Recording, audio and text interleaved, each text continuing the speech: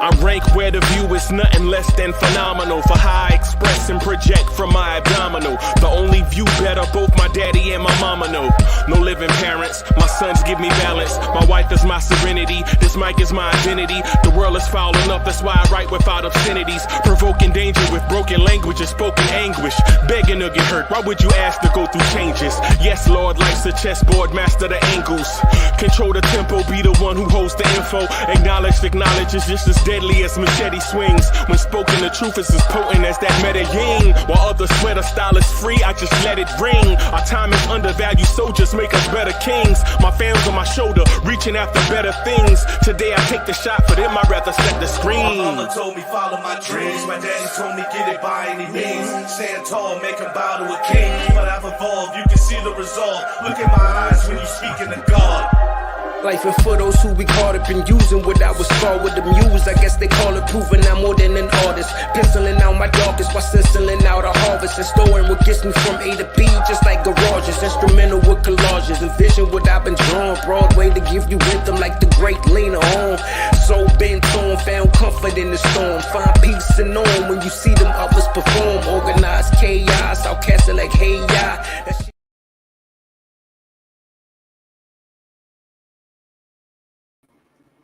Yo, party people in the place to be. What's good? It's your number one T Rockin' Knicks Universe, your main man, Uncle Freezy, and welcome to the premier Knicks in the Morning Time show. The Knicks Morning Drive. Salute, salute, salute.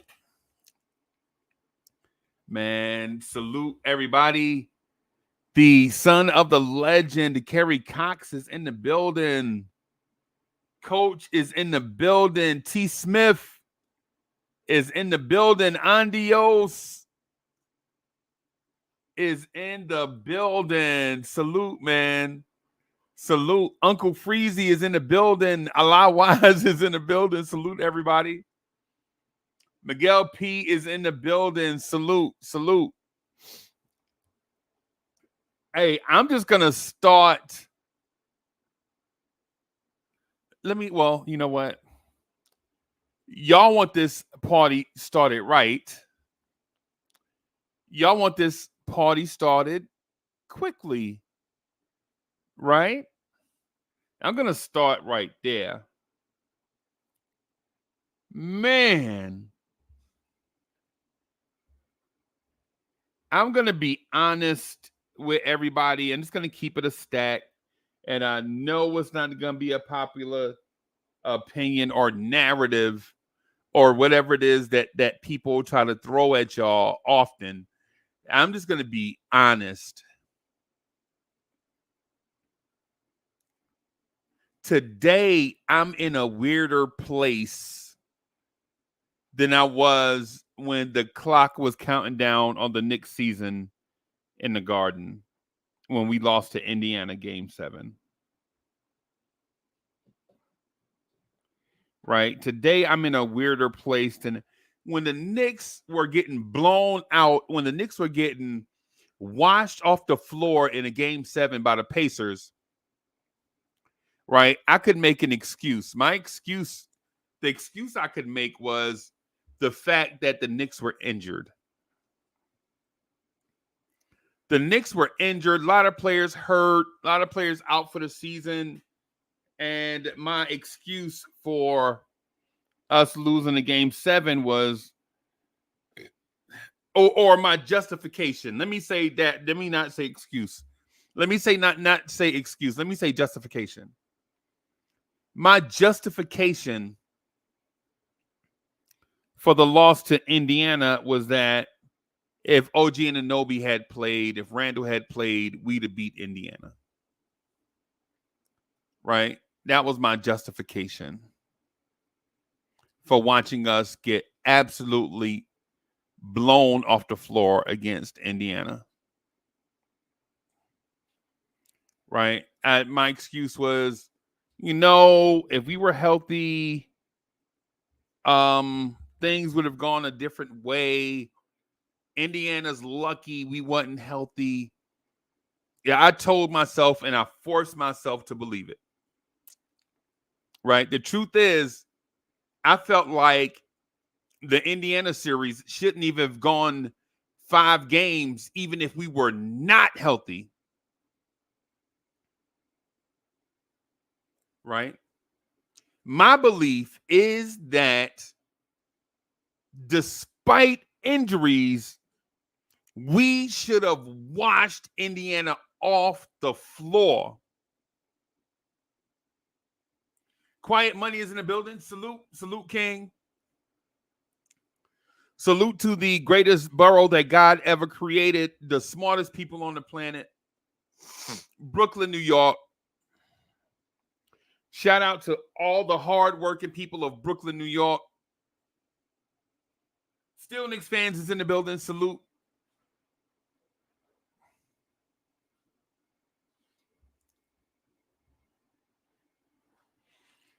Salute to Still Knicks fans, man. Make sure y'all check out Still Knicks fans, man. Subscribe to their channel. The guys do great work over there, even though they only invite me over like once every 2 years or so. Sometimes I have to beg, like, hey, bro, y'all forgot about me? I'm just joking. I'm just joking with Ron, man. Salute Ron. Salute. Ron is the king of the Ron is the king of, what is it? The king of East Brooklyn? Is that what? Is Ron the king of East Brooklyn? Ron, is that who you are? The king of East Brooklyn?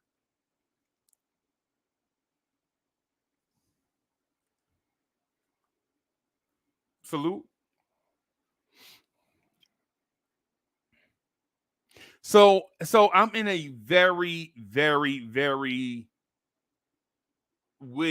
I'm in a very weird mind state at the moment. And I'm only human. Before people start asking me like, oh man, you're supposed to be rock steady, roll ready. I am that person. I am even. You know how people go through their ups and downs? Like people will go through their ups and downs and you stay even. So when they go up, they'll be like, man, you dragging us down. You know.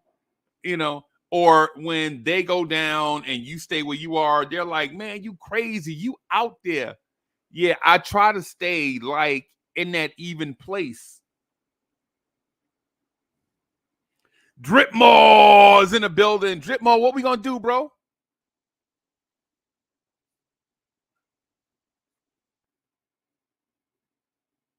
This is the Dunkin' Cup. I thought you said the UFC. You want to come be on camera? No. Come on. Is sugar in here? Okay. You sure you don't want to come on camera? I don't know what it is about ladies from the Bahamas. They don't never want to be on camera. Shout out to all the first gen Caribbeans out there. Shout out to all the first gen Caribbeans out there. Shout out to all my people from the Caribbean. First gen, second gen Caribbeans. Salute to all of y'all out there. Salute to all my Nigerians out there, my brethren from Nigeria. Jitmore says, I got you when you come to the Orlando Magic game. Bim! Bim! Book it. Book it.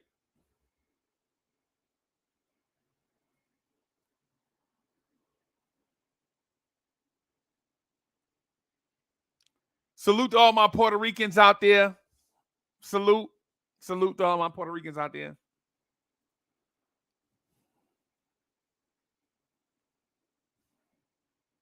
For sure. I'm going to get to that, but I want to talk about this feeling I have and so that people won't think that I'm uneven with it, because I'm even with it, but I'm also realistic with it.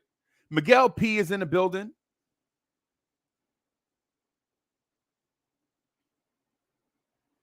Watching Boston win the NBA title last night put me in a very awkward place emotionally. Now, listen, I'm not talking about going crazy, like go get a tattoo or something like that. Nothing crazy like that because Boston won. I'm not talking about anything like that, right? I'm talking about recollection, recall.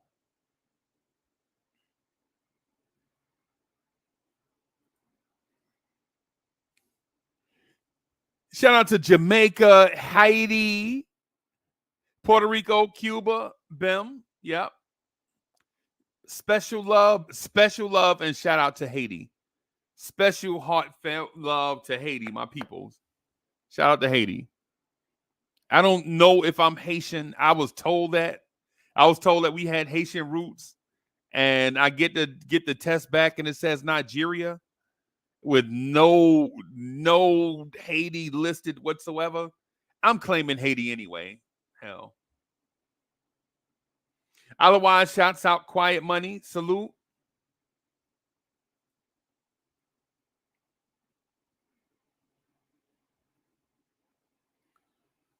So this place that I'm in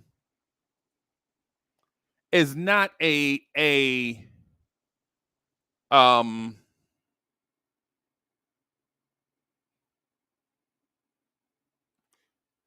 place that I'm in is not a place of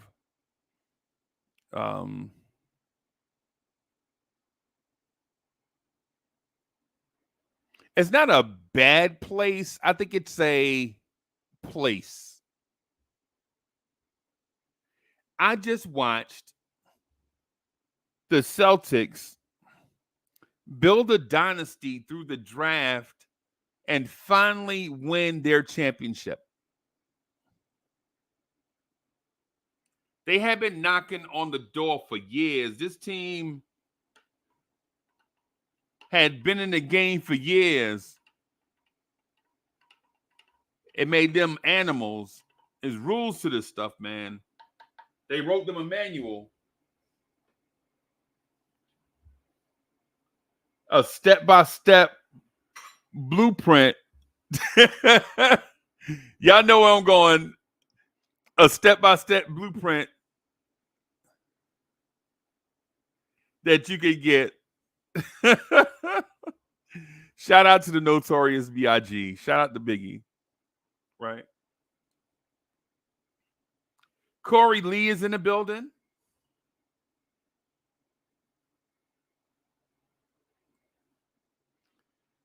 Watching the Celtics build a team through the draft,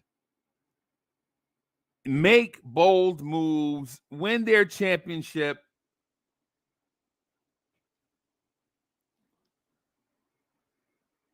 and celebrate on the floor. Celebrate knowing they had a plan and all they had to do was stick to it.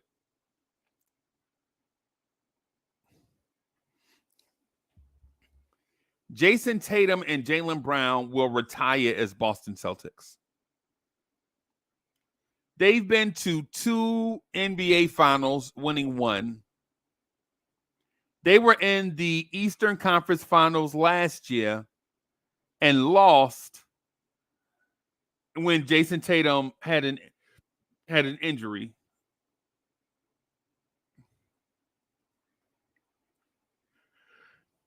And they did it in an unconventional way. Jason Tatum, the St. Louis kid, people called him soft for all these years. The soft, light-skinned St. Louis kid with all the NBA talent in the world. People don't know if he had enough fortitude to go through adversity. Right? And then Jaylen Brown, the Atlanta kid, super smart, intern at NASA, gives lectures at Harvard, 90th percentile athlete in the NBA, debunks all myths, right? The myth that you can't be a very high IQ human being. Like you can't be, in order to be an elite athlete, you can't have an IQ of 170. Jaylen Brown bunked that myth, right? Jaylen Brown legit is the kid that interned at NASA and gave lectures at Harvard as an NBA athlete. He's super thoughtful, super well-spoken, and oh yeah, he's pretty good at basketball too.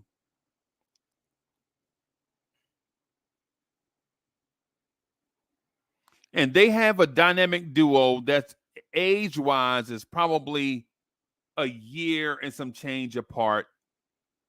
Jaylen Brown will be 28 this coming NBA season. Just enter his prime.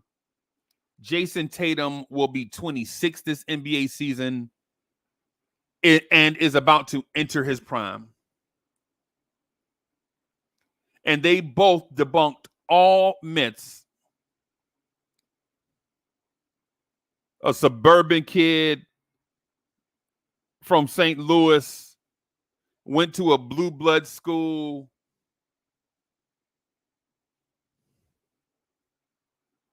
Pampered. And Jason Tatum wasn't rich coming up. He wasn't. But the Celtics identified these two and took a chance when no one else took a chance. No one else knew that the combination of these two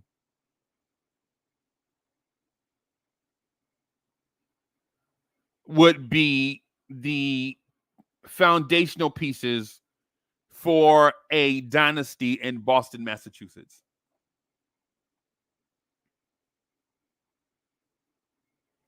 Jaylen Brown from Atlanta area, went to Cal Berkeley, super smart, debunks all myths, richest contract in the NBA. People tell me, they're like, yo, Boston won't be able to keep this thing together. They won't be able to keep Tatum and Brown together because when Tatum gets paid, they won't have enough money to go around because of the second apron. And what I'm telling y'all, as long as Boston is winning championships, they are going to pay that tax bill. No matter how much the tax bill is. It don't matter. Don't matter if it gets into the 2s, the 3s, the 4s. The Boston Celtics are infatuated with championships.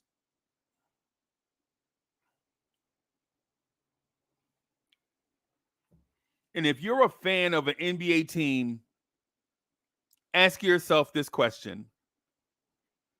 Is your franchise infatuated with winning championships? Not just for Knicks fans, because fans of other teams watch the channel too. Also,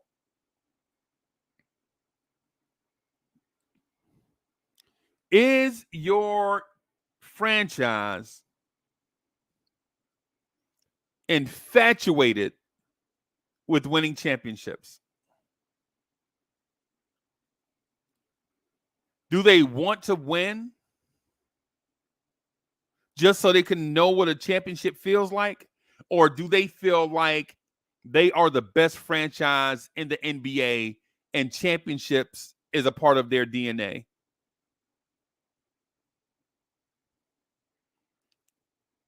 If you're a fan of the 76ers, for instance, shout out to BG and Eat Sleep Sixers.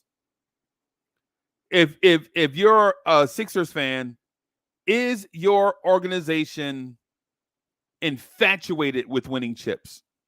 Or do they want to win a chip to see how it feels? Do they want to be king for a day or king for a year, so to speak?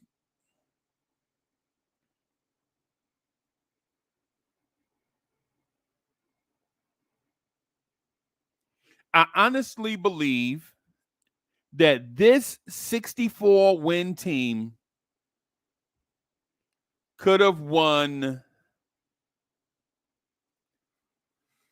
I'm going to say it, and I know people are going to be mad. I think this team could have won 70, 72 games.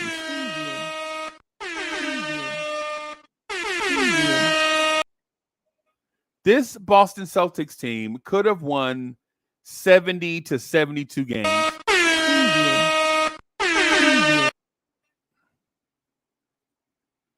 How, you ask? And I know people, I know a lot of you guys are skeptics.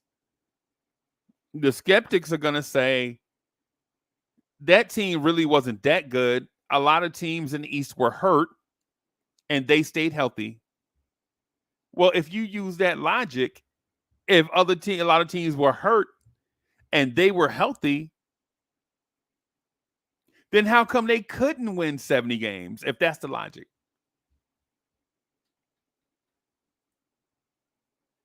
Right? That makes no sense, right?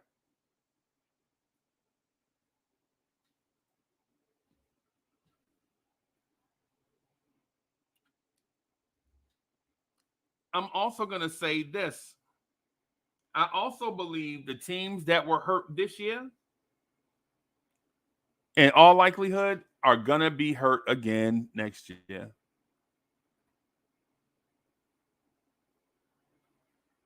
Because teams that are injury prone don't become non-injury prone.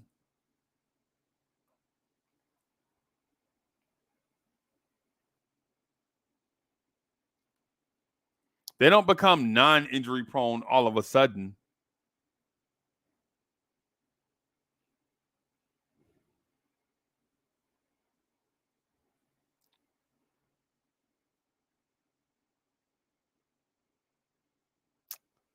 I wanted to show a thing, but this website is all of a sudden just tacky.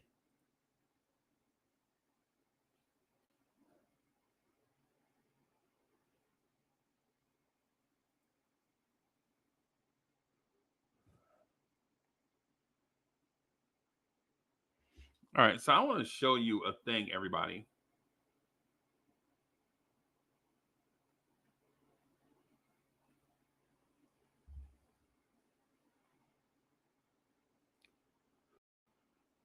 I'm going to put it on the screen just really quick.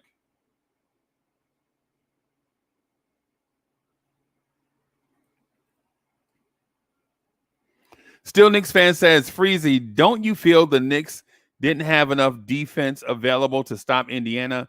You either defend them or you outscore them. Without Randall OG, we didn't have enough of that. No, that's not what I believe. That's not what I believe.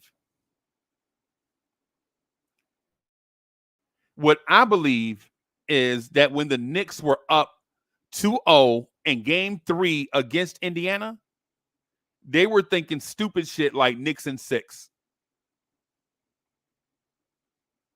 That's what I believe. I believe the Knicks in that moment did not know how to close out an opponent. Right?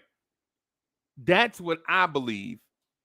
I believe the Knicks are at that stage where one day they'll be great, but they have to go through growing pains in order to understand how to be a champion. That's what I believe. I saw it in the Philly series when the Knicks had Philly put away. We gave up a 30-foot three in transition to Tyrese Maxey, who looked at the rim for 50 feet before he took a shot, and nobody considered stopping the basketball. And then in that same game, Mitchell Robinson fouls a three-point shooter on the perimeter.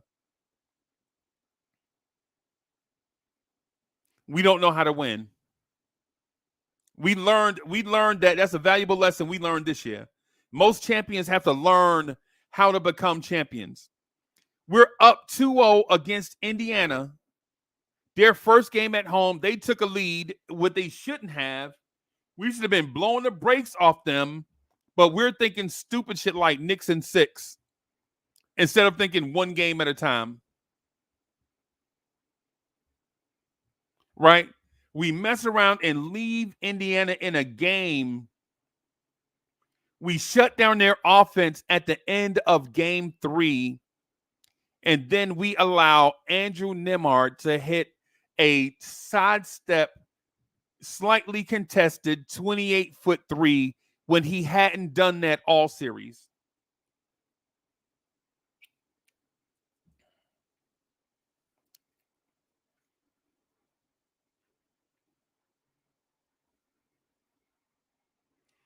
The Knicks played with their food against Indiana, and it came back to bite them. That's what I think.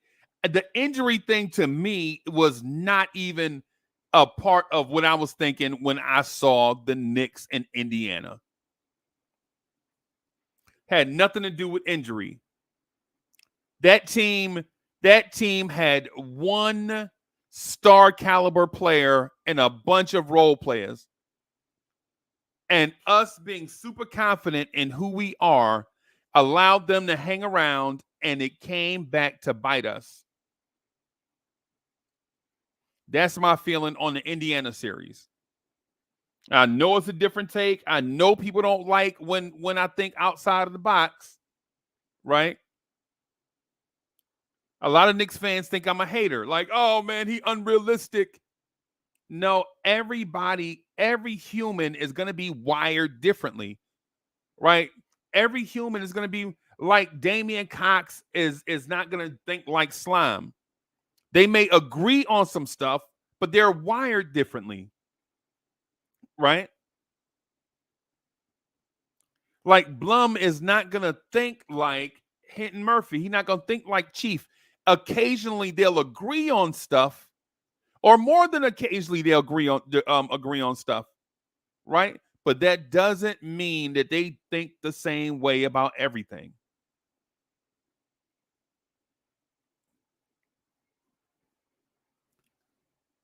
In my mind, I'm not going to lie to you. When I saw the Indiana series, I was thinking we should get this team out of here in 4 games, right?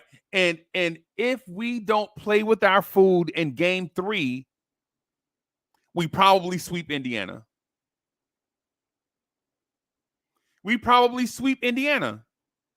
Right? Boston swept Indiana, man.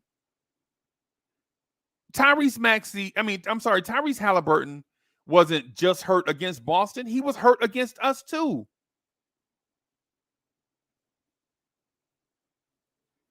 In hindsight, I think if we go up 3-0, Tyrese Halliburton doesn't even play in game 4.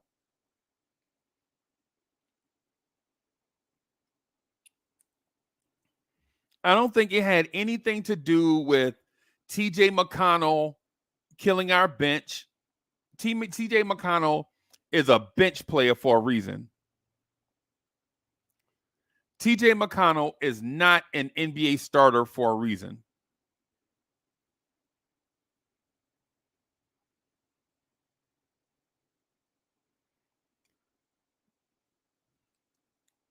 I'm not going to say this is fact. This is just my opinion. This is one man's opinion to a crowd of differing opinions. I don't think injuries had nothing to do with it. Now, would this injured team have beaten the Celtics? Probably not. I don't think so. I don't think this injured team beats the Celtics. But showing up against the Celtics would have sent the Celtics a message. Like legit, we played with our food and with Indiana, and they beat us. Right? But if the Knicks would have showed up in a Celtics series and got swept, they probably would have got swept with no Jalen Brunson. Oh, Jalen Brunson probably doesn't even get hurt. Jalen Brunson got hurt in game 7. Josh Hart got hurt in game 6. If we sweep them, these injuries may not have even occurred.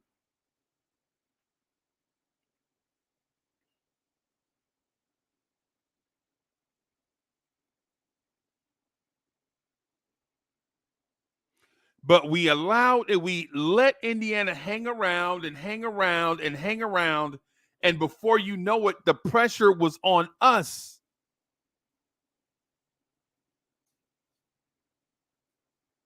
And I know as Knicks fans, we don't want to think about it like that, but we were up 2-0. We had a lead late in game 3. They beat us off of a prayer, which gave them life.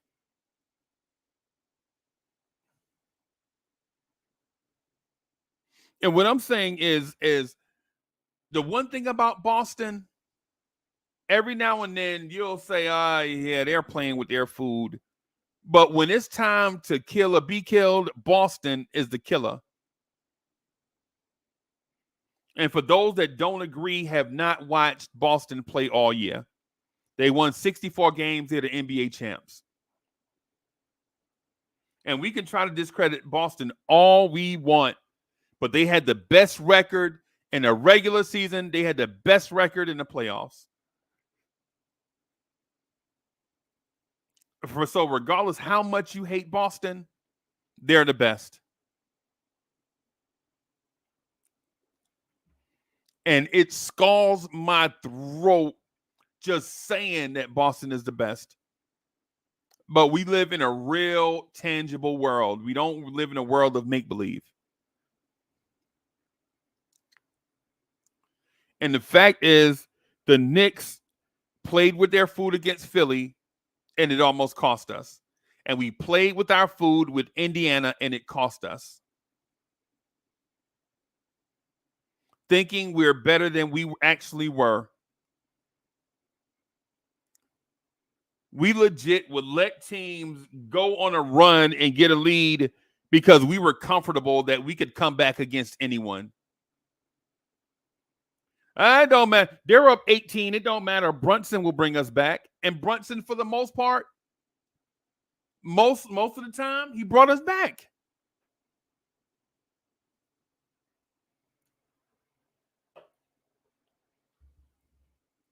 Teams to get out on a big lead on us, and we're like, I ain't worried. We got Brunson. And for the most part, he brought us back. Until he didn't. Until he couldn't.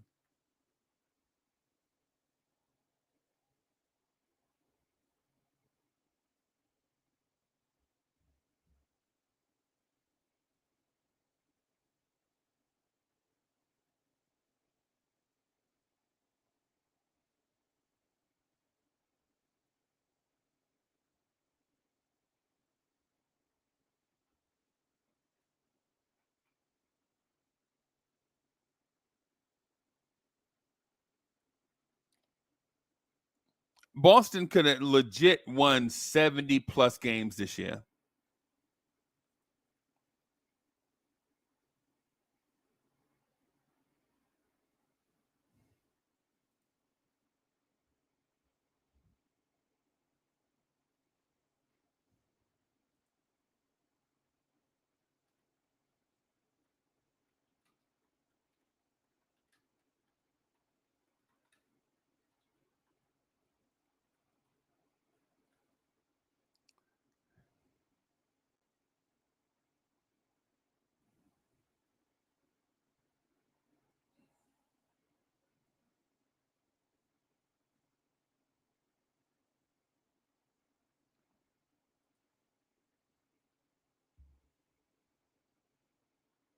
The funny thing is that in regular season games without Kristaps Porzingis, the Celtics were 21-4 without Porzingis. Right? The Celtics were 21-4 in regular season games without Kristaps Porzingis. They were 9-1 in the playoffs with Porzingis. This team could have won 70 games if they felt like it.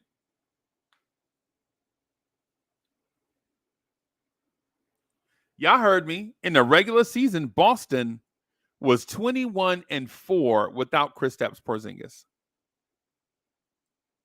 They were 9-1 in the postseason without Kristaps Porzingis. And we think Boston took advantage of a weak Eastern Conference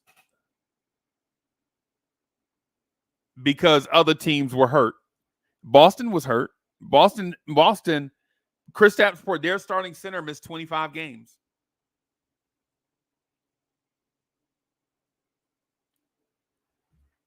Boston at times had a center rotation of Luke Cornett and Al Horford.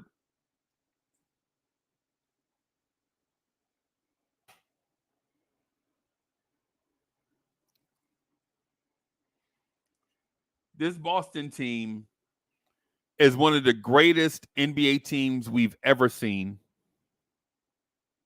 Ever.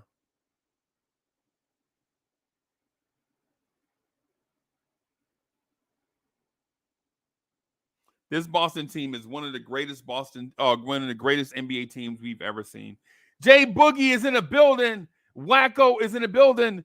Jay Boogie says Boston this season had the most 50-point, 40-point, 30-point, and 25-point margins of victory in the history of the NBA family. We got work to do. Salute, salute, salute. 3 capital S's. We absolutely have work to do, bro.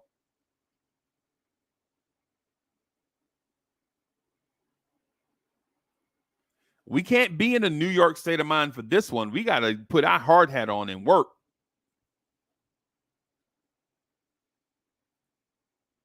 Wacko says, if we want to contend for a chip, we got to trade for Cat. Brunson, Randall, Cat, Big 3. Bim. King Ribby is in the building, fresh out the shower. Nobody stay fresher than King Ribby. Salute to my guy, King Ribby.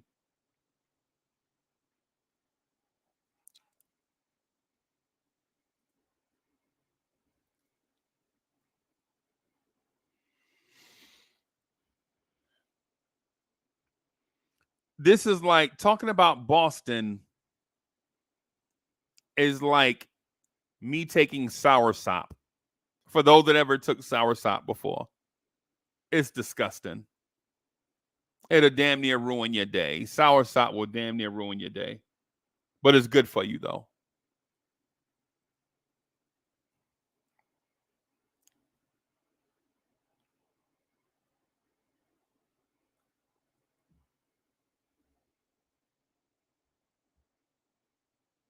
Nixon 26 is in the building. Says if you want Cat, Brunson, and Randall, you have to give up OG. Ooh, I don't want to have that conversation.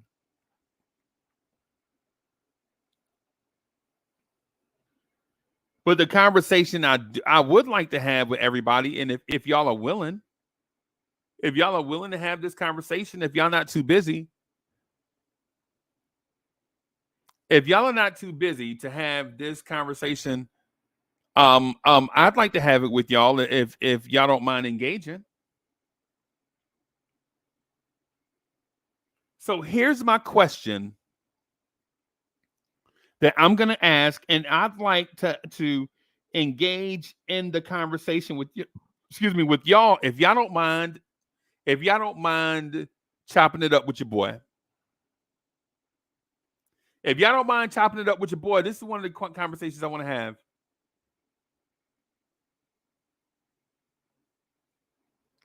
How close are the Knicks to winning an NBA championship? Realistically, right? Don't shoot me the gas. Y'all know I despise when people try to shoot me the gas, right? Right? That other side of your dog come out. You know what I'm saying? When people try to shoot me the gas.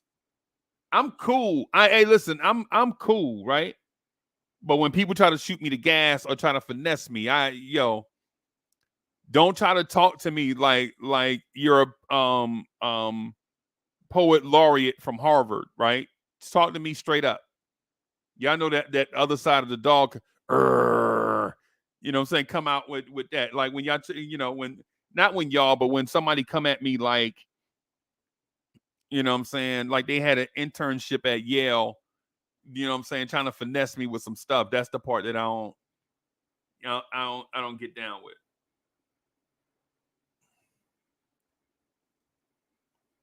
How close are the Knicks to winning the championship?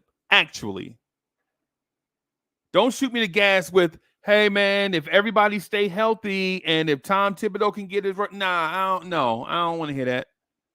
I don't want to hear that. That's every team's dream scenario.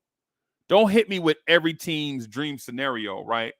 Like if our bench can figure it out, man, and if we stay healthy and if our coach was perfect and if the front office made all the perfect moves, that's every team dream scenario. I'm asking y'all, to a person, how close are the Knicks to winning the NBA championship? Don't hit me with the dream scenario, though. Don't hit me with the Knicks are, the Knicks are such and such close, and all of that. The Knicks are, nah, don't hit me with that, man. Hit me with some real stuff. Like, how close are they to being legit NBA champs?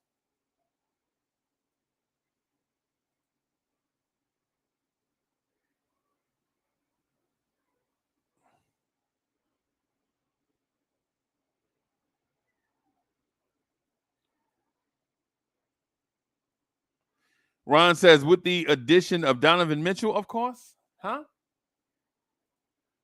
The Knicks will be next year's champs with Donovan Mitchell. Okay. DSJ says, we need a high IQ starting caliber player that can create for himself and others to pair with Brunson to become championship contenders.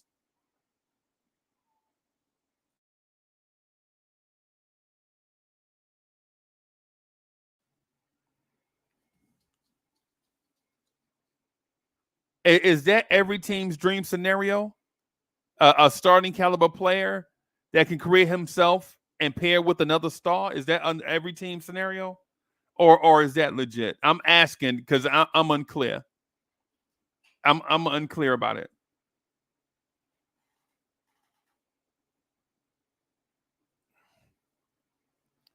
Nixon 26 says the Knicks with this roster can very well win it all next year. 18-2 with Brunson, Randall, OG. That equates to about 65 wins. I can agree with that, especially with the contribution of Dante DiVincenzo, right? But mind you, remember, one of the things I want to point out is there are a lot of things that happened during the season, and we kind of forget about some of the stuff that we saw. Like Dante DiVincenzo's three-pointer started fading down the stretch of the season. And it wasn't because he was a bad shooter, right? He's not a bad shooter. It's everybody, y'all know I love Dante, right? Dante's my guy. I don't want to upgrade the two. Y'all already know how I feel about Dante. Y'all feel that's my heartstring.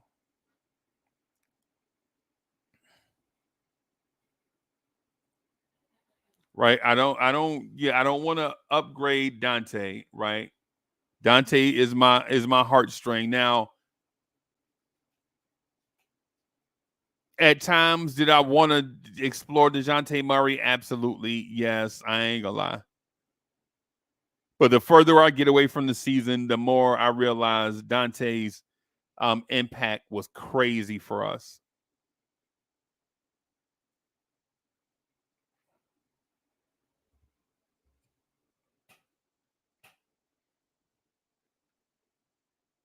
Dante's impact was crazy for us.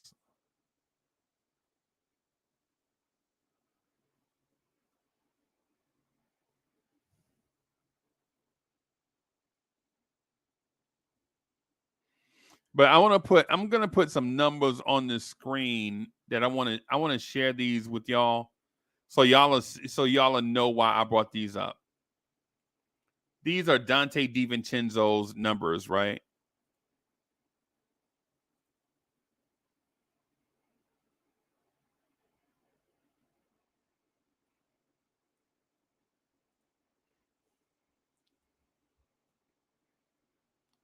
For everybody, I just want y'all to look. This is Dante DiVincenzo, right? This is Dante DiVincenzo, and these are the numbers that I want you guys to see in the middle of your screen. Oh, shit.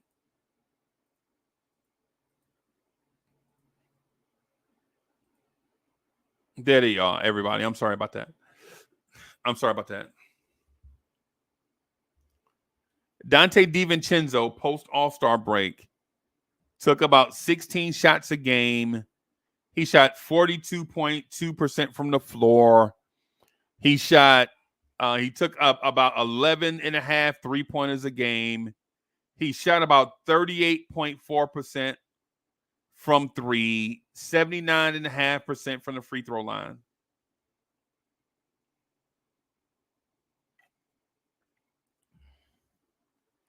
And the reason why I'm pointing these numbers out is because in 54 games prior to the All-Star break, he was shooting 45.8% from the floor, 41.5% from three, and about 73% from the free throw line. But when his usage increased after the All-Star break, his shooting percentages went down, except free throws. His free throw percentage went up. So what does that tell you? That tells you that Dante DiVincenzo is a couple of things. Either he's not a starter, either Dante's not a starter, or you have to get him a mate, a quality backup to split minutes with Dante so he doesn't have to play 37 and a half minutes a game. When Dante's minutes were about 25 minutes a game, he was highly efficient, 45, 41, 73. When he played 37 and a half, 38 minutes a game, he was 42.4, 38.4, which is really good, by the way, but not to Dante's standard, and 80% from the free throw line.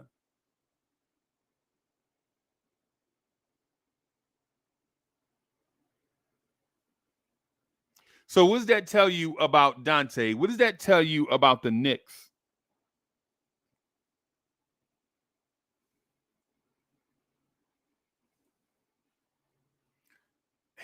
So I have another thing I want to share with y'all, and this is probably the most impressive thing. This is probably the most impressive thing to me.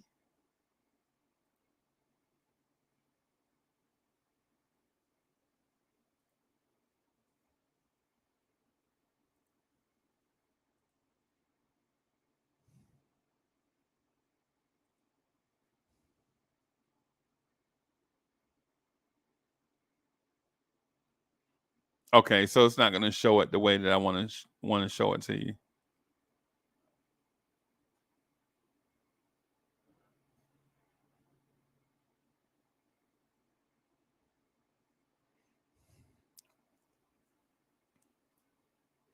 I'm gonna put it on the screen. I'm gonna try to make it.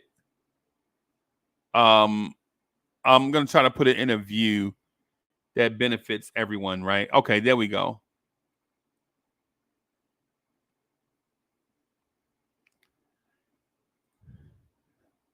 In the Indiana series, Dante DiVincenzo played 39 minutes a game, took 18 shots a game, shot 44.8% from the floor. He shot 46.3% from three, 84% from the free throw line, and he averaged 22.7 points per game. That's what Dante did against Indiana. That's against Indiana. Now, remember those numbers: 45, 46, 84. 45, 46, 84 against Indiana. Against Philly, he shot 36, 36, and 91 in the Philly series. right? Those were his numbers.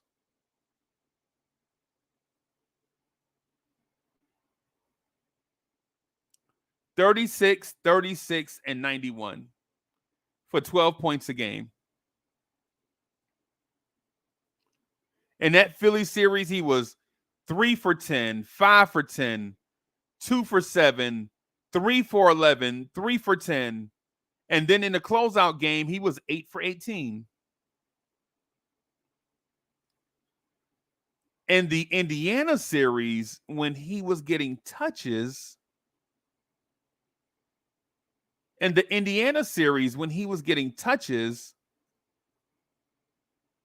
right? When he was getting touches, he was averaging about 30 points a game.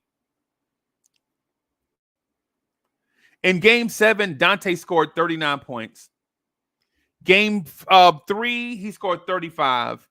Game 2, he scored 28. Game 1, he scored 25. In the games that he barely touched it, 7 points, 8 points, 17 points.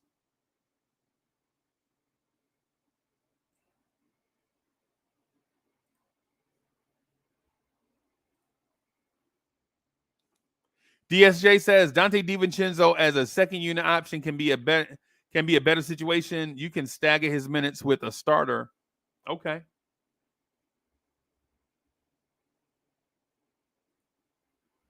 And Wacko says Tibbs isn't taking the rock out of Brunson's hand.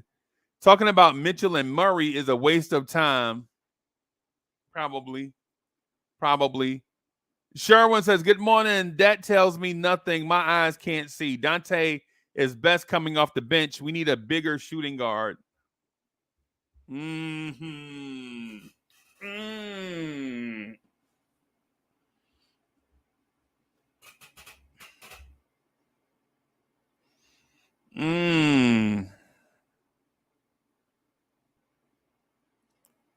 Oh, yeah? I think Dante's a starter. But you need to limit his minutes. We can debate that going into the summer too, by the way. I'd like to have a conversation with everybody talking about that. About is Dante DiVincenzo a starter or not? I think he is. But I could be wrong. I'm not right about everything. Nobody is.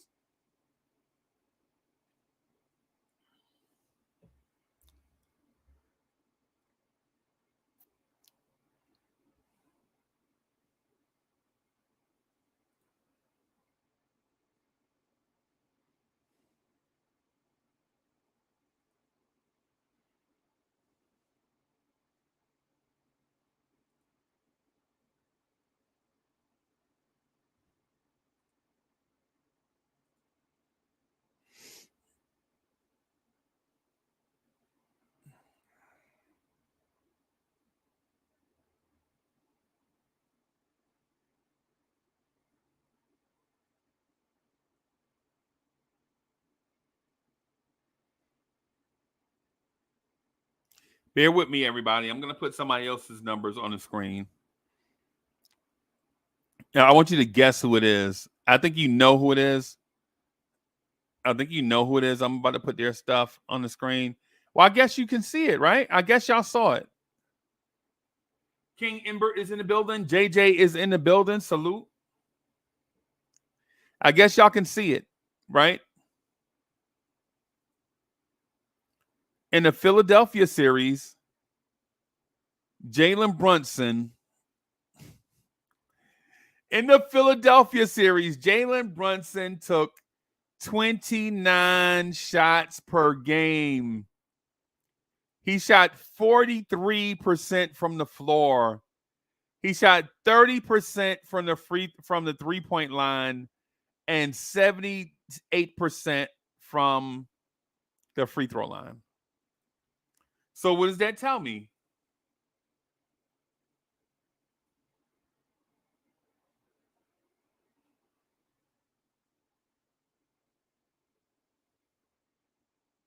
So what does that tell me? If Jalen Brunson in the Philly series was 43% from the floor, 30% from three, and 78% from the free throw line. Was it a bad matchup? Stars are not supposed to have bad matchups, by the way. Superstars never have bad matchups. In the first two games against Philly, and Knicks wins, by the way, Jalen Brunson was 8 for 26 in one game and 8 for 29 in game two. The game that Dante saved us. In a loss, Jalen Brunson took 27 shots. He was 13 of 27. Then he was 18 for 34 in a win against Philly. He was 15 for 30. That man took 32 shots. The Knicks lost in overtime. That man took 32 shots. And in the closeout game, the Knicks beat Philly 118-115. Jalen Brunson was an efficient 13 of 27. Had 12 assists.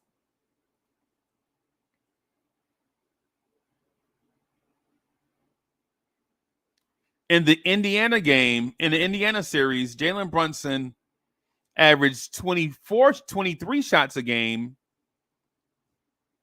shot 46%, 31.6% from three, and 77% from the free throw line. He was 6 of 17 in game 7, 11 for 26 in game 6, 18 for 35 in game 5, 6 of 17 in game 4, 10 of 26 in game 3, 11 of 18 in game 2, and 14 for 26 in game 1. So what does that mean?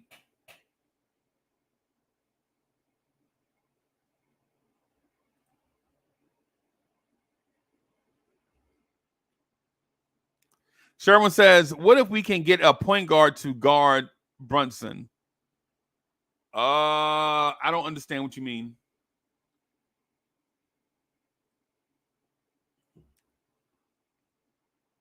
Sherwin, I don't understand what you mean by that one. What if we can get a point guard to guard Brunson? I don't understand that. Miguel P says he was getting smothered. Absolutely, he was getting smothered, bro.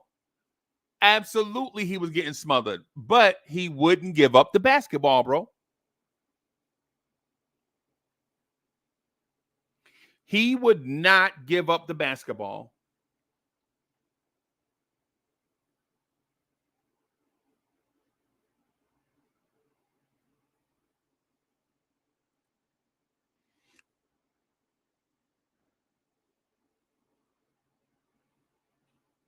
Oh, okay. I didn't read that the other way. Okay, I got you. Hey, thank you for the clarification, bro.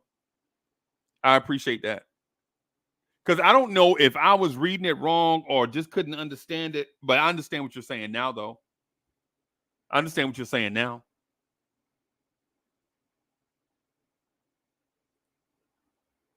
And Wacko says point guards can't defend Brunson.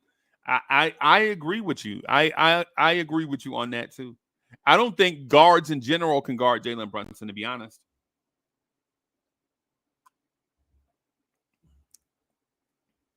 I think there may be a sprinkling of guards that can probably guard Jalen Brunson. Wiz says if we had a better ball handler and game general next to Brunson, he wouldn't or shouldn't take that many more shots than other players, not to mention a strong defender with height and athleticism.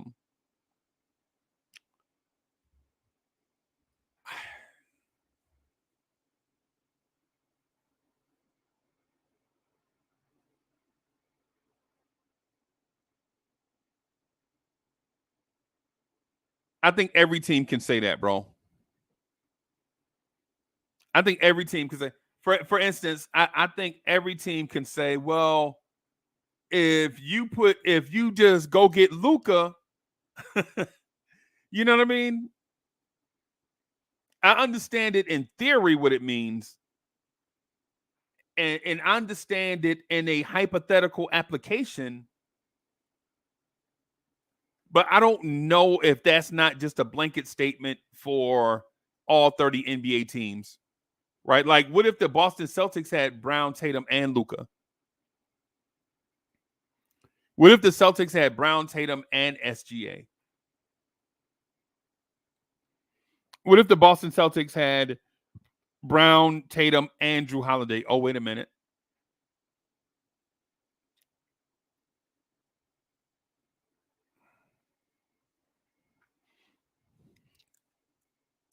So I want to say this and just clarify too, by the way, that I don't think the Knicks are operating from a deficit. Let me state that clearly. Right. I don't think the Knicks are operating from a deficit. I honestly believe that our Knicks are probably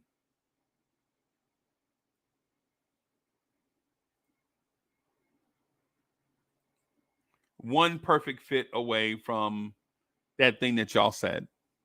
But I think every NBA team thinks that.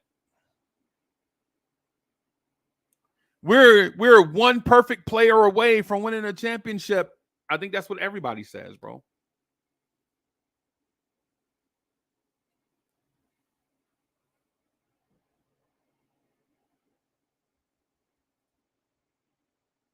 DSJ says it sounds like Wiz is saying a healthy Anunoby and Randall would solve the issue. Oh, I didn't get that. Wiz, if that's what you were saying, I missed it, bro. I'm sorry. And y'all listen, when we're reading the comments, that's one of the things I want to let y'all know. When we're reading the comments, it's like we can't follow the entire conversation. So we see the comment and we read that comment as if it's its own island. Right? Like we're legit not reading every comment that comes through in that sense.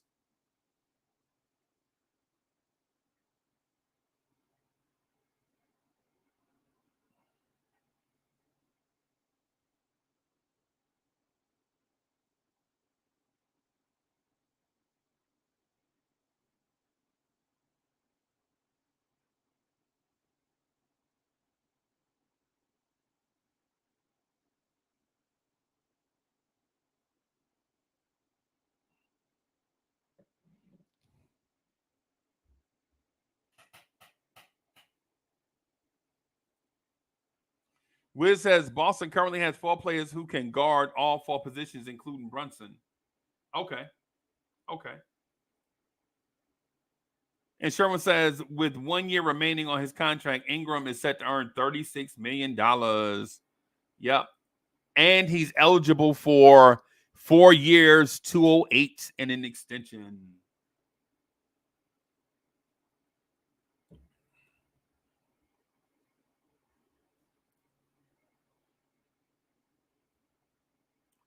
Brandon Ingram is eligible for 4 years, 208. So he's eligible for $52 million in AAV.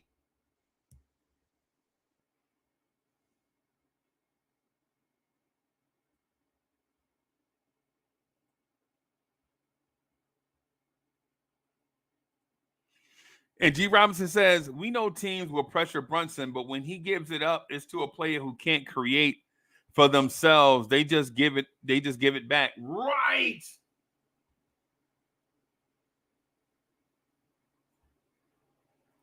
Right. And the thing about the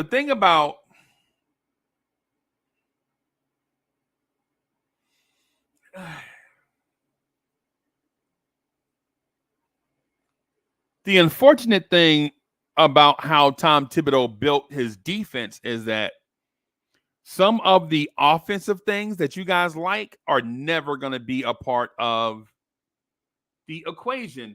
And listen, man.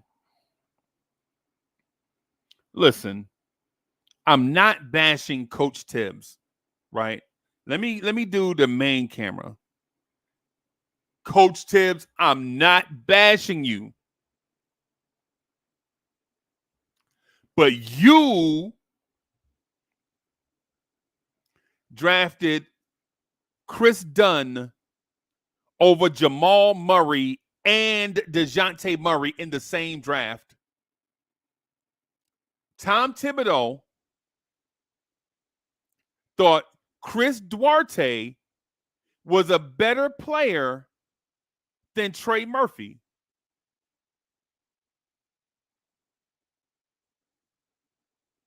The Knicks drafted Rokas Jokubaitis over Herb Jones.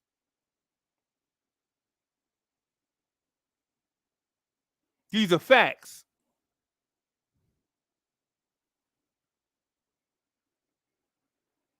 The Timberwolves, with Tom Thibodeau in place, drafted Justin Patton over Josh Hart, who he loved. These are facts. So every time y'all say tall guard that can come in and offensively help Brunson do all the fancy new modern NBA offensive things, y'all can kiss all of that goodbye. Tom Thibodeau drafted Chris Dunn over Jamal Murray. He drafted Chris Dunn over DeJounte Murray. So in every scenario where it plays out like, yo, we need to get a LaMelo Ball next to Jalen Brunson so that Jalen Brunson can do, it's never going to happen, bro. That's not how that man operates. He doesn't value that.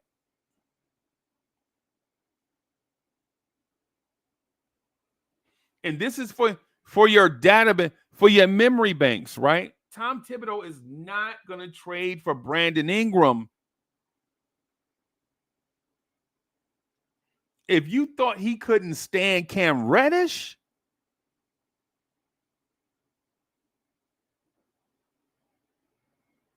if you think that Tom Thibodeau was frustrated with Cam Reddish, imagine a offensive-only, temperamental wing player that doesn't play through injury and people question his injury toughness.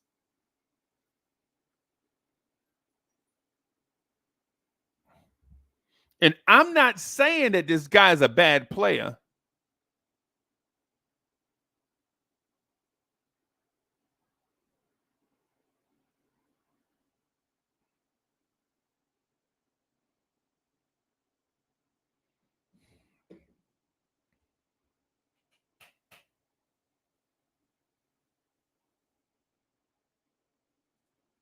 Keith Turner is in the building.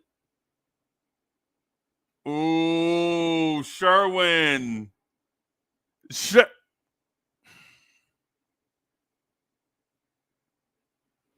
Where's G-Man at? We need G-Man up here.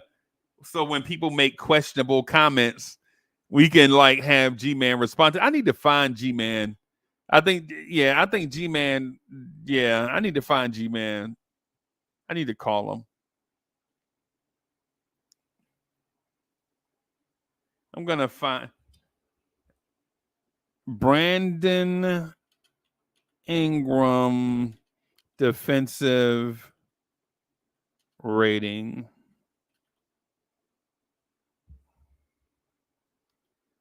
Oh, it's not bad.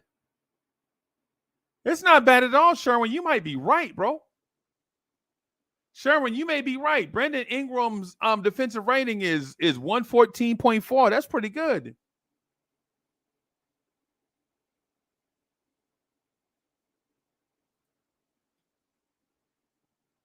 No, I watch the games, bro. I trust. I watch the games. I'm not the one that just shows up randomly on YouTube and just talk about stuff, bro. I watch League Pass every day. Knicks or not. You can ask people in the Blanche Tier's office. You can ask your IKBM Dre's, your Corey Lee's, your Todd Barbies, hey, man, what you doing? Hey, I'm watching the Pelicans and Mavericks. Yeah. I watch games, bro. With League Pass, you can watch whatever team you want.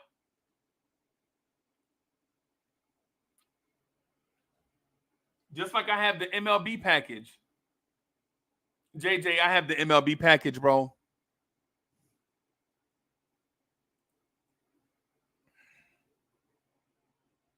That's all I'm going to say about that. And Ron says Julius Randle's defensive rating was 114 this past season. That's not bad. That's not bad considering teams were scoring, 114 or something?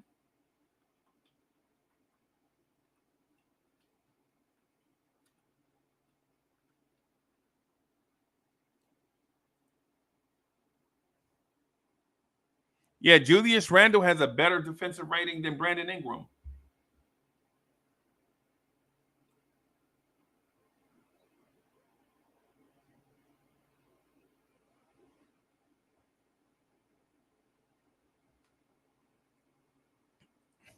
Yeah.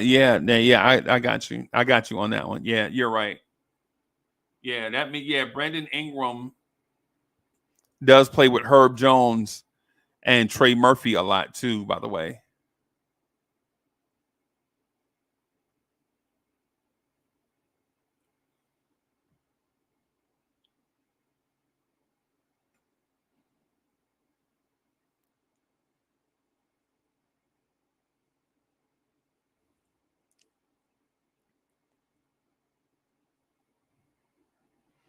Yeah, Sherwin, I agree with you on that. I think Randall makes business decisions on defense.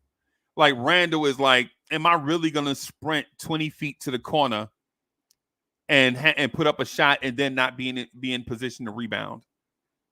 And that's what I think Randall does. I think Randall makes business decisions like, do I go all the way out there and contest, or do I stay here and rebound?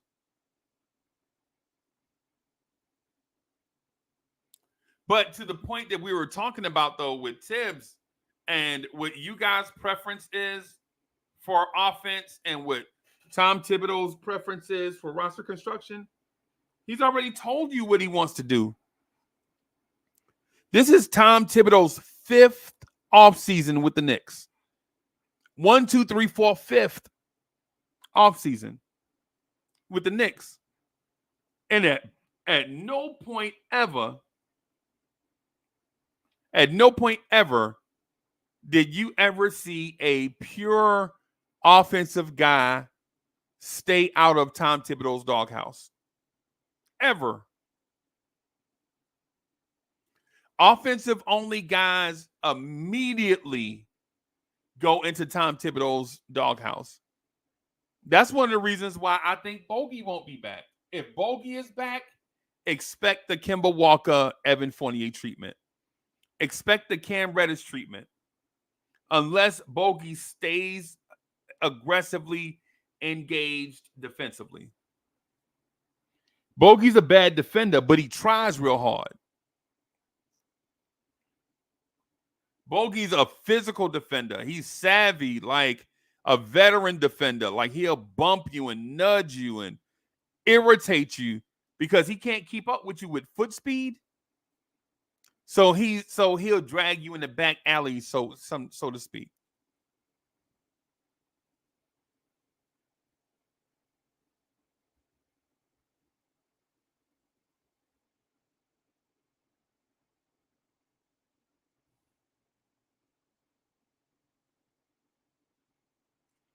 And so no knock on Tom Thibodeau because every head coach in the league has things that we rave about, right? Like every coach in the NBA has things that we rave about.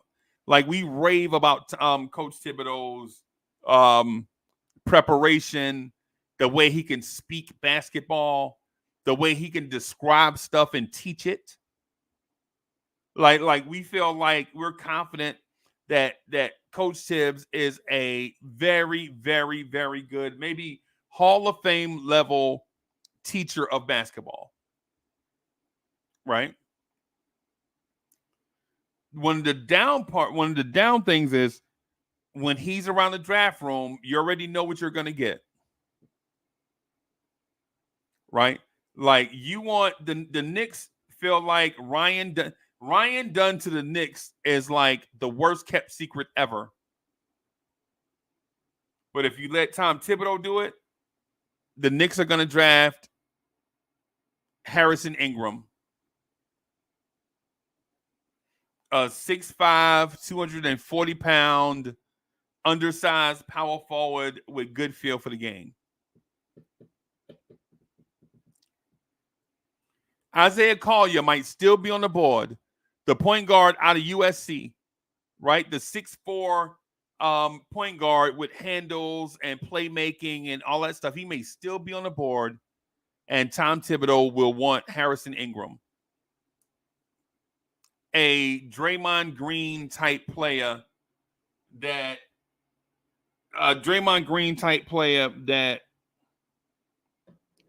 knows basketball but has limited skills or limited ability.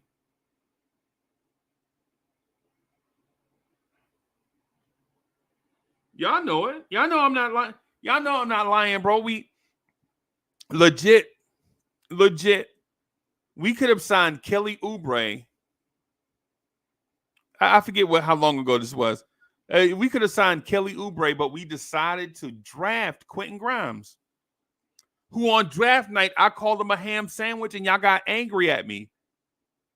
Like, this dude's a ham sandwich, bro. You could find a Quentin Grimes in any vending machine in the world. A 6'4" non-athlete that plays hard and can knock down open shots but can't create any for himself. And we begged Grimes to be something different, and he wasn't. And now he out of here. Trevor Keels, there's no way y'all can tell me that Trevor Keels was not a Tom Thibodeau pick. There's no way you guys can tell me that Trevor Keels was not a Tom Thibodeau pick. A stocky 6'4", 228-pound guard that had a lot of basketball IQ, plays hard, but zero skills.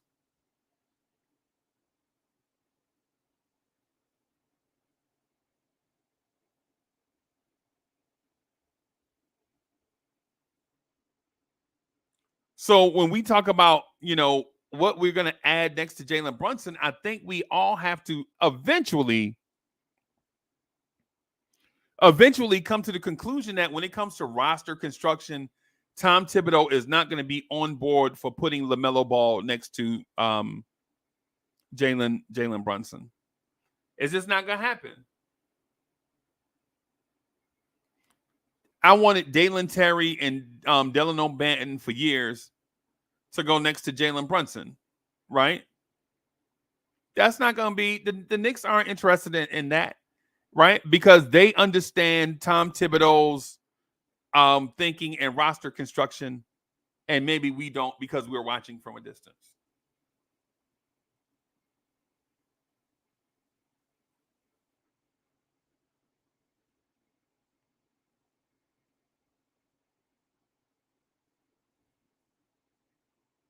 So am I criticizing Coach Tibbs? No.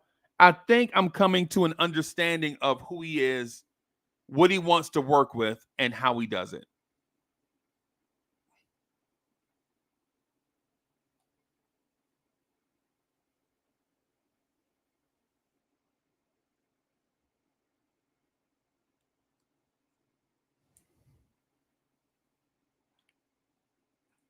With all that said, so I said all that, and then I'm going to talk about this guy. I said all that, and then I'm going to talk about this guy, everybody. who I think is the perfect fit for the roster. Big L in the building.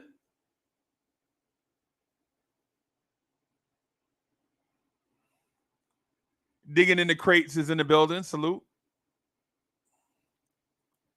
I said all of that, and then now I'm going to talk about this guy.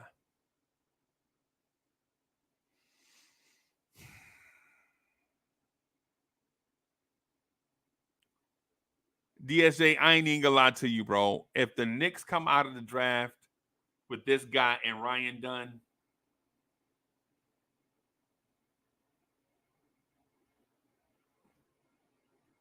I'm celebrating.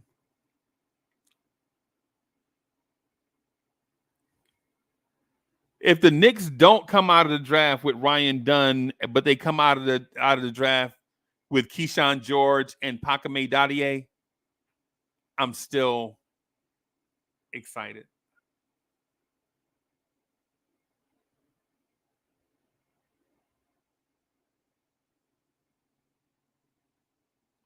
Pakame Dadier, Ryan Dunn, Keyshawn George, book it. 6'8" wing players, diverse skill sets. Keyshawn George is probably a point guard.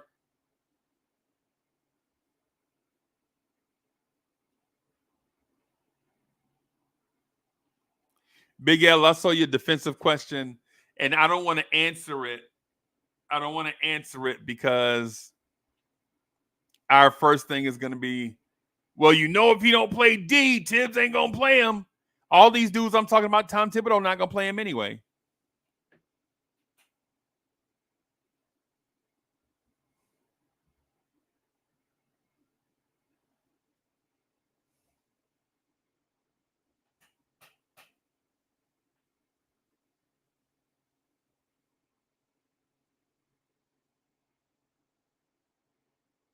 DSJ asked about Tyler Smith. I'm okay with Tyler Smith, but Tyler Smith is about 2 years away.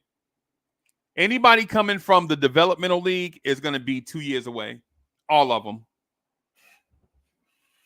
All of them. The developmental league doesn't develop. Look at Scoot Henderson. Look at the Thompson twins. Look at anybody that came from the developmental league. They struggled their first year in the NBA.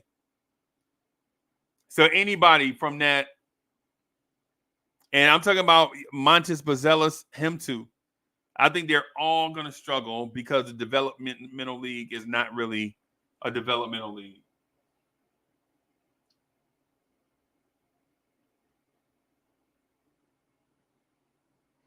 I think the developmental league was good in theory, but not good in practice.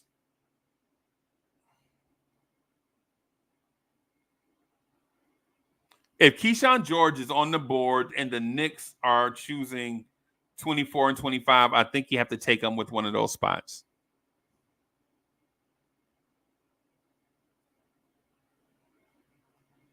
Because the archetype for him is probably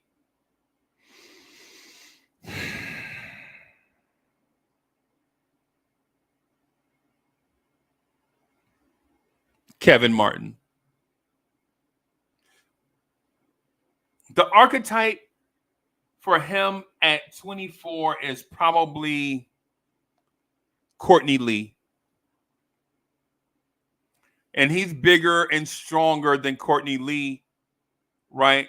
But Courtney Lee was about 13 points a game, rock solid. Rock solid, everything. Look for him to be, this guy is probably Tim Hardaway Jr. with playmaking ability. If Tim Hardaway Jr. could dribble pass and could dribble and pass, then he'd probably be like a Keyshawn George.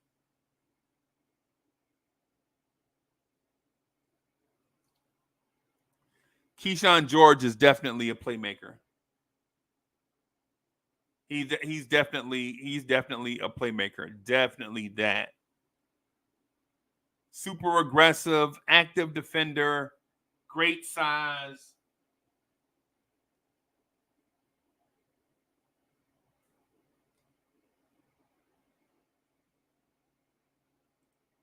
Yeah, Sherwin says Ryan Dunn is 6'1". 7, 1.5 wingspan. Yeah. So he's about 6'6". Yeah, I'd list him at 6'6". I mean, yeah, I'd list him at 6'6". I don't care.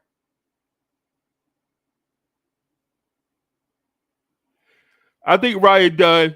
I'm comfortable with Ryan Dunn's measurements because I think Ryan Dunn is going to guard 1s, 2s, and 3s anyway. I think Ryan Dunn has the potential to be Darrelle Revis. And I know a lot of y'all don't like Darrelle Revis. Oh, man, I want my corner to return punts, and I want my corner to tackle fat, big running backs, and I want my corner to play receiver, and I want my corner to run trick plays, and I want my corner to play zone. I want my corner to be able to be the deep safety. No. I want Darrelle Revis to line up in front of your best receiver and stop him from catching the ball. Right?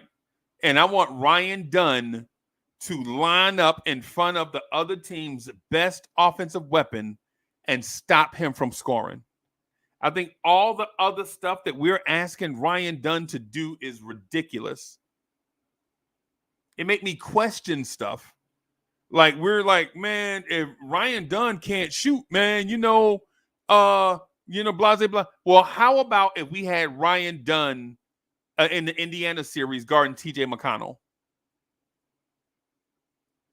What if Ryan Dunn was a Knick and he was guarding TJ McConnell in the playoffs? How would you have liked that? How would you have liked it in game 3, when we had a lead against Indiana and Andrew Nimmert was dribbling the basketball? What if you had Ryan Dunn guarding Nimmert, who hit a sidestep 28-foot three-pointer? What if Ryan Dunn was on the floor then?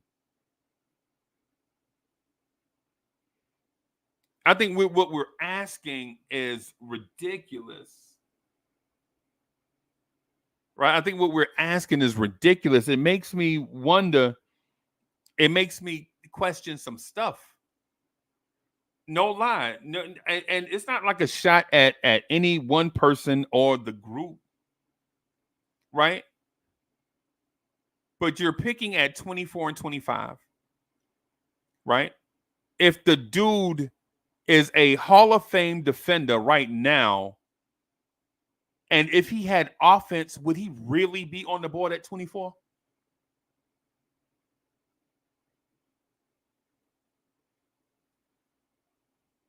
If Ryan Dunn had offense to go with this elite level defense, would we really even be saying his name?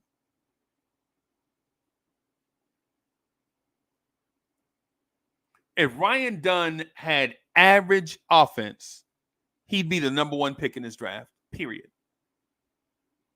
Period. Because his defense is that special.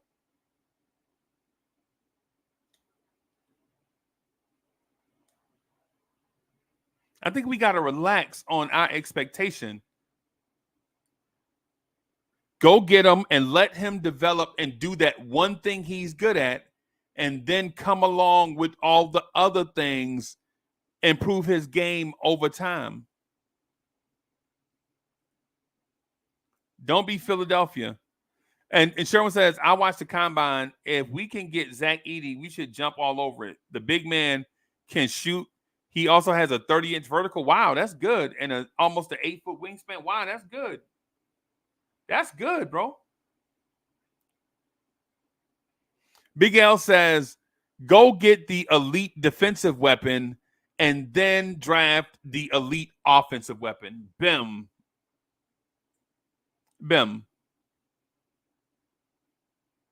And I like Pakame Dadier, y'all. I think Pakame Dadier legit is going to be Sean Elliott. I think Pakame Dadier is legit Sean. He is this generation's Sean Elliott on the basketball floor.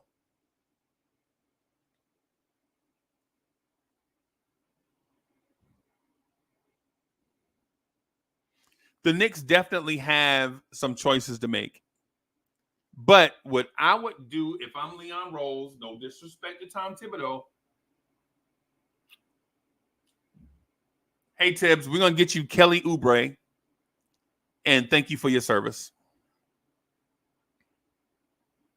I'm not going to allow Tom Thibodeau to come in and pound the table for Chris Dunn when DeJounte Murray and Jamal Murray are on the board. I'm not going to let Tom Thibodeau pound the table for Justin Patton when Josh Hart is on the board. And no disrespect to Coach Tibbs, because he's great at a lot of stuff. But this track record of drafting with Tibbs,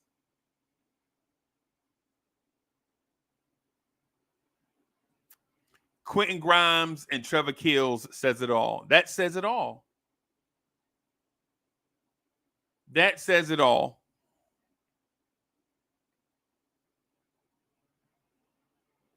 The mere fact that Trevor Keels' name was uttered by the Knicks when Kendall Brown was on the board makes me think that Tom Thibodeau doesn't like elite athletes.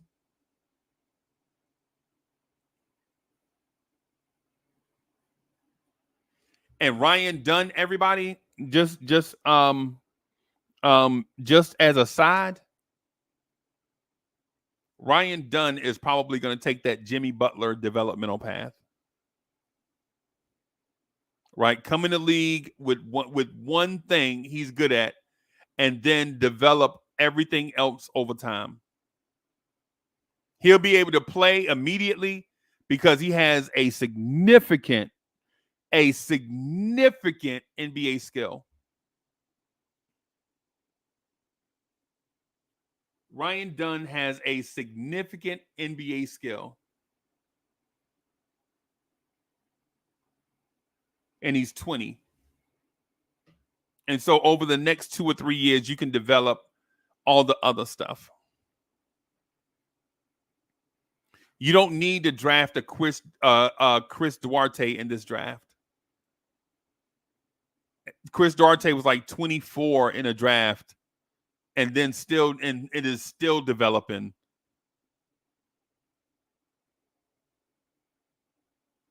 Still developing. All right, y'all. That's all I got. Thank y'all for coming through and rocking with us. We'll be back later on, man. I'm going to holler at y'all later. Peace.